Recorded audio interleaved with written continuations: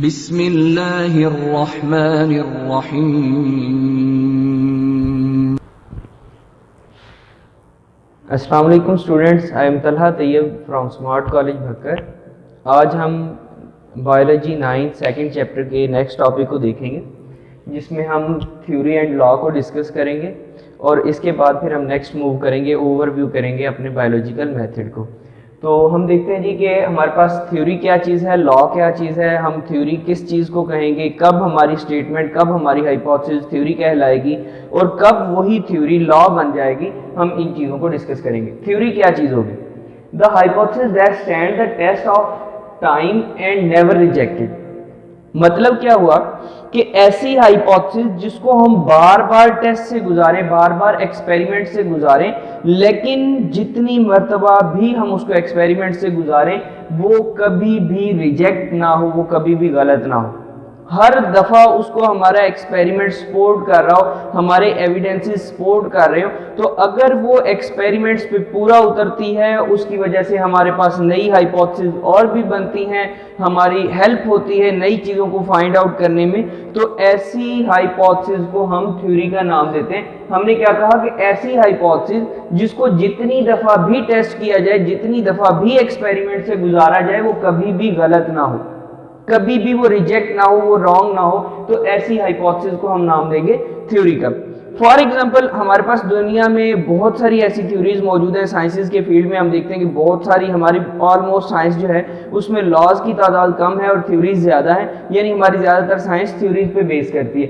For example यहाँ पे हम एक थ्योरी को देखते हैं, big bang theory.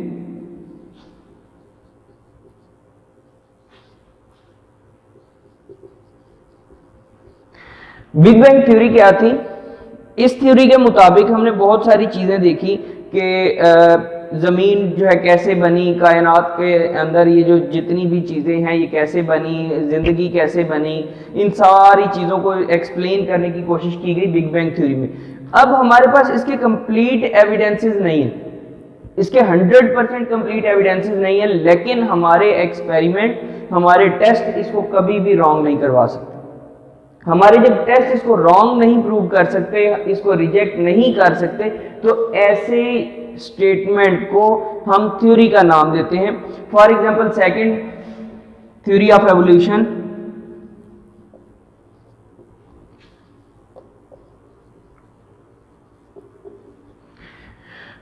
Theory of evolution ये वो थ्योरी थी जिसने बताया कि हमारे पास जानदारों में तब्दीलियां कैसे आई, कैसे हमारे पास जानदार जो है ना एक टाइम के साथ साथ चेंज होते गए, नई किस्म के जानदार बनते गए। जिस तरह आपने बड़ी मशहूर थ्योरी ऑफ एवोल्यूशन के बारे में पढ़ा हुआ है कि इंसान जो है जी ये बंदर से बना है, तो यानी change in life with respect to time, जिसको हम कहते हैं कि ये हमारे पास एवोल्यूशन की थ्योरी है कि ज़िंदगी में तब्दीली आती जाती है वक्त के साथ साथ।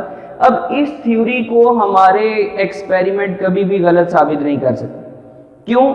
क्योंकि हम ये चीज़ नोटिस में है हमारे में, हम एक्सपेरिमेंटली इस चीज़ को देख चुके हैं कि वाकई ही ऐसा हो रहा है कि हमें मुख्तलिफ जगह पे ये चीज़ मिलती है कि वक्त के गुजरने के साथ साथ हमें ज़िंदगी में तब्दीलियाँ होती नज़र आती हैं। तो इस वजह से हम इसको गलत नहीं कह सकते, लेकिन 100% हमारे पास प्रूफ भी मौजूद नहीं है। हम 100% क्लियर नहीं कह सकते कि फलां जानदार जो है ये फलां से ही बना, बल्कि हम कहते हैं कि इनके दरमियान रिलेशन नज़र आता है, इनके दरमियान कुछ चीज़ें सेम नज़र आती हैं, तो हमारा आइडिया है कि ये जानदार वहाँ से बना। 100% कन्फर्म नहीं कह सकते, इसलिए ये हमारे पास है जी थ्योरी, जिसको हम कभी भी गलत नहीं कर सकते, हम रिजेक्ट नहीं कर सकते।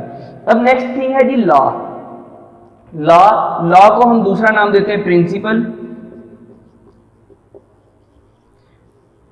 लॉ और प्रिंसिपल ये क्या होता है? अगर एक थ्योरी सरवाइव कर रही है, जब हमारे पास एक थ्योरी बनती है तो उस थ्योरी को दुनिया के मुख्तलिफ साइंटिस्ट एक चैलेंज के तौर पे लेते हैं और उसको गलत साबित करने की कोशिश करते हैं। वो लगातार उस पर काम करते हैं कि किसी ना किसी तरह इसको गलत साबित किया जाए, लेकिन जब वो बार बार कोशिश करने के बावजूद उसको गलत साबित नहीं कर पाते हैं, तो एट द एंड वो थ्योरी जो है वो लॉ या प्रिंसिपल बन जाती है। A theory survives doubtful experimental approach and continue to be supported by evidences. अगर हमारी एक थ्योरी बार बार एक्सपेरिमेंट से गुजारी जाती है, जितनी दफ़ा मर्जी हम उसको एक्सपेरिमेंट से गुजारते हैं वो गलत साबित नहीं होती, और बल्कि जितने भी एविडेंसेस होते हैं, जितनी भी हमारे पास जो इंफॉर्मेशन होती है, हमारी ऑब्जर्वेशन होती है, वो सारी की सारी उस थ्योरी के अकॉर्डिंग होती हैं, हम कभी भी उसको गलत साबित नहीं कर सकते। तो ऐसी थ्योरी हमारा लॉ या प्रिंसिपल बन जाती है। इन अदर वर्ड्स मैं इसको कह सकता हूं, लॉ जो होता है ये यूनिवर्सल ट्रूथ होता है, ये कायनात की एक सच्चाई होती है जिसको कभी भी बदला नहीं जा सकता। ये यूनिवर्सल ट्रूथ होते हैं, लॉज जितने भी होते हैं ये सारे के सारे यूनिवर्सल ट्रूथ होते हैं, इनको कभी भी गलत साबित नहीं किया जा सकता। यानी हर तरह का जो भी एक्सपेरिमेंट होगा, जो भी हम कोशिश करेंगे टेस्ट की, हर टेस्ट हर एक्सपेरिमेंट उसको सपोर्ट कर रहा होगा, कोई भी चीज उसके नेगेटिव में नहीं जा रही होगी, तो ऐसी थ्योरी को हम लॉ का नाम देंगे। और हमने कहा कि लॉ क्या होगा, वो हमारा यूनिवर्सल ट्रूथ होगा, ये एक कायनात की सच्चाई होगी, एक हकीकत होगी जिसको कभी भी गलत साबित नहीं किया जा सकता। ये तो था जी आज का हमारा टॉपिक, जिसमें हमने देखा थ्योरी क्या चीज़ है, लॉ और प्रिंसिपल क्या चीज़ है। अब हम अपने पूरे के पूरे बायोलॉजिकल मेथड का ओवरव्यू करते हैं।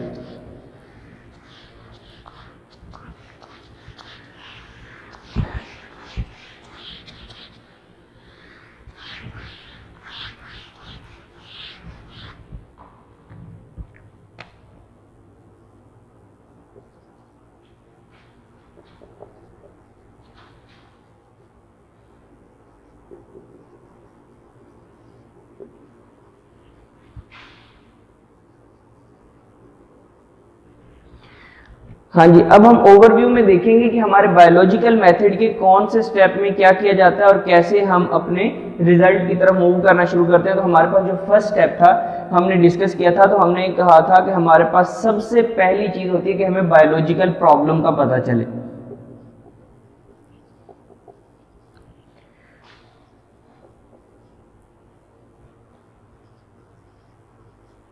तो पहली चीज क्या है कि हमने जी रिकॉग्निशन ऑफ बायोलॉजिकल प्रॉब्लम करनी होती है, अपने प्रॉब्लम को पहचानना होता है। जब ये हमारा प्रॉब्लम हमें मिल जाता है, हमें प्रॉब्लम का पता चल जाता है कि हम यहाँ पे किस प्रॉब्लम को स्टडी करने जा रहे हैं, देन हम इसको लेके जाते हैं ऑब्जर्वेशंस में।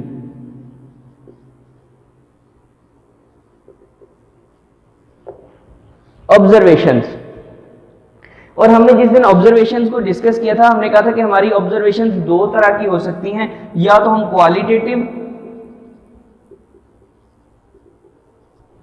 या फिर क्वांटिटेटिव।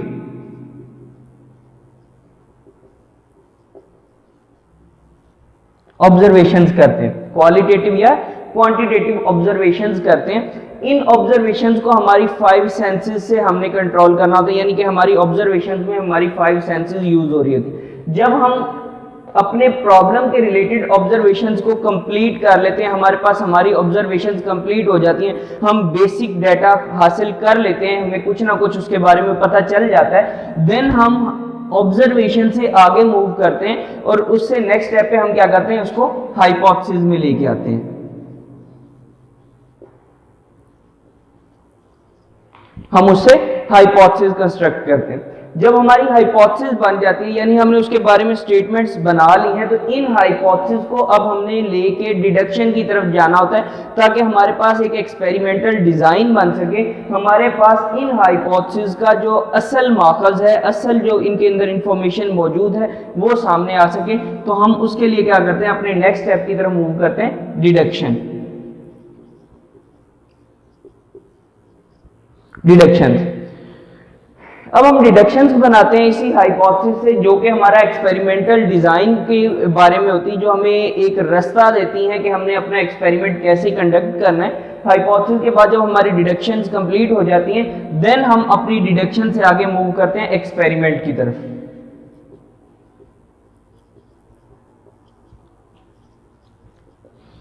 और एक्सपेरिमेंट में हमने पढ़ा था कि हमारी साइंसेस के अंदर जो भी एक्सपेरिमेंट होता है वो कंट्रोल्ड एक्सपेरिमेंट होता है, यानी कि उसके अंदर दो ग्रुप्स हमें मिलते हैं, कंट्रोल ग्रुप और टेस्ट ग्रुप। या एक्सपेरिमेंटल ग्रुप। दो ग्रुप्स पे रिलेटेड जो है ना मुश्तमिल हमारा एक्सपेरिमेंटल डिजाइन होता है, यानी हम इस डिडक्शन को यूज करके जो एक्सपेरिमेंट करते हैं वो कंट्रोल एक्सपेरिमेंट होता है। उस कंट्रोल्ड एक्सपेरिमेंट के रिजल्ट्स हमें बताते हैं कि क्या हमारी ये जो हाइपोथेसिस थी ये सही है या नहीं। अगर तो हमारी ये हाइपोथेसिस सही है देन हम इससे अगले स्टेप की तरफ मूव करेंगे, यानी हमारा एक्सपेरिमेंट जो है, इसी एक्सपेरिमेंट से आगे हमारे पास जो नेक्स्ट स्टेप आएगा जिसमें हमने क्या करना है, हमने समराइजेशन ऑफ रिजल्ट्स करनी है।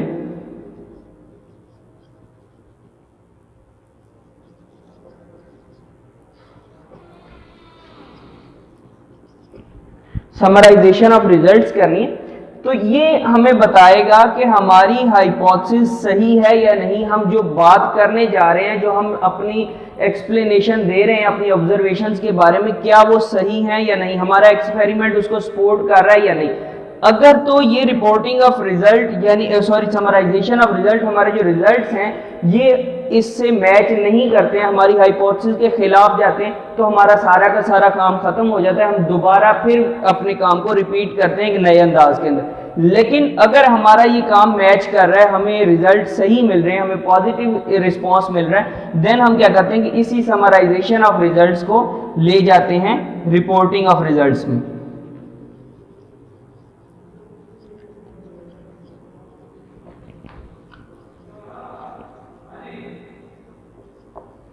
रिपोर्टिंग ऑफ रिजल्ट्स में यानी हम इन रिजल्ट्स को रिपोर्ट कर देते हैं। अब हम क्योंकि उनके बारे में कॉन्फिडेंट हैं कि हमारे जो रिजल्ट्स हैं वो सही हैं, हम अपने एक्सपेरिमेंट को सही से कंडक्ट कर चुके हैं, हमारी हाइपोथेसिस बिल्कुल सही थी, डिडक्शन सही थी, यानी हमारा जितना भी वर्क था वो बिल्कुल सही था। जब रिपोर्टिंग ऑफ रिजल्ट होती है देन यही हमारी रिपोर्टिंग ऑफ रिजल्ट एक चैलेंज बन जाती है। एक चैलेंज बन जाती है किन के लिए, हमने जैसे अभी बात की थी कि दुनिया के मुख्तलिफ साइंटिस्ट के लिए वो चैलेंज बन जाती है हमारी जो यहाँ तक रिपोर्टिंग ऑफ रिजल्ट में जहाँ पे हमने अपने डाटा को समराइज किया होता है, वो चैलेंज बन जाती है साइंटिस्ट के लिए।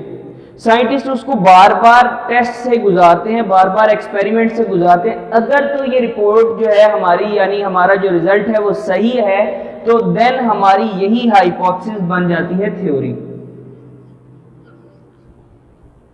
फिर यही हमारी हाइपोथेसिस अगर रिजल्ट सही है, बार बार एक्सपेरिमेंट से गुजर रही है और एक्सपेरिमेंट उसके मुताबिक है, हमें सही रिस्पांस मिल रहा है, तो हमारी ये हाइपोथेसिस थ्योरी में चेंज हो जाती है। और इस थ्योरी को फिर डाउटफुल अप्रोचेस से गुजारा जाता है, यानी कि इस पे साइंटिस्ट जो हैं हर तरह से नेगेटिव कोशिश करते हैं कि किसी ना किसी तरह इस थ्योरी को रॉन्ग साबित करने की कोशिश की जाए। लेकिन अगर वो ऐसा नहीं कर पाते हैं और हमारी थ्योरी सपोर्टेड रहती है, हमारी थ्योरी का रिजल्ट्स पॉजिटिव ही आते हैं, देन यही थ्योरी हमारी लॉ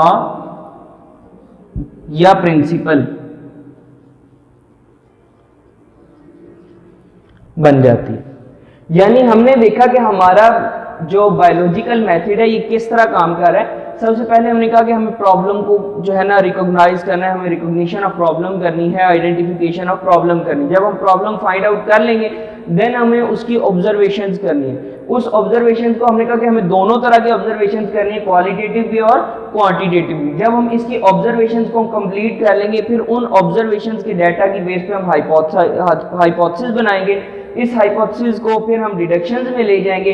डिडक्शंस के बनने के बाद हमारे पास एक्सपेरिमेंटल डिजाइन बन जाएगा, उसको हम एक्सपेरिमेंट से गुजारेंगे। और जब हम एक्सपेरिमेंट कर रहे होंगे तो हमारा एक्सपेरिमेंट कंट्रोल्ड होना चाहिए, यानी वहां पे दो ग्रुप्स होने चाहिए, control group and experiment test group या एक्सपेरिमेंटल ग्रुप।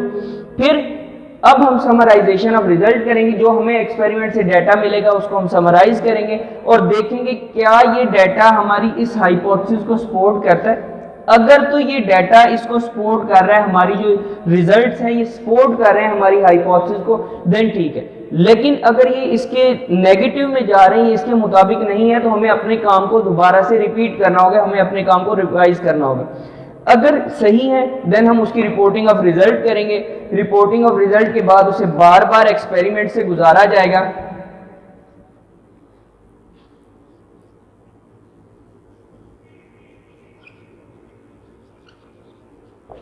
बार बार एक्सपेरिमेंट से गुजारा जाएगा और जब ये एक्सपेरिमेंट से क्लियर हो जाएगी देन ये हमारे पास थ्योरी बन जाएगी। और यही हाइपोथेसिस थ्योरी बनेगी। थ्योरी को दोबारा फिर एक्सपेरिमेंट से गुजारा जाएगा और उस पर एविडेंसेस जमा किए जाएंगे। अगर तो वो सारे के सारे एविडेंसेस इस थ्योरी को सपोर्ट करेंगे तो वो हमारी थ्योरी लॉ या प्रिंसिपल बन जाएगी। ये हमारे पास जी कंप्लीट ओवरव्यू है, कंप्लीट हमारे पास जो मैकेनिज्म है, प्रोसेस है बायोलॉजिकल मेथड का, वो हमने इसको डिस्कस कर लिया है। इसके मुताबिक हम एक बायोलॉजिकल प्रॉब्लम से एक थ्योरी या लॉ को कंस्ट्रक्ट करते हैं जी। आज का टॉपिक ख़त्म हो गया हमारा, हमने बायोलॉजिकल मेथड को कंप्लीट कर लिया। अगर किसी स्टेप के बारे में आपको कोई कन्फ्यूजन हो तो आप मुझे क्वेश्चन कर सकते हैं, मैं इंशाल्लाह आपको आंसर करूंगा।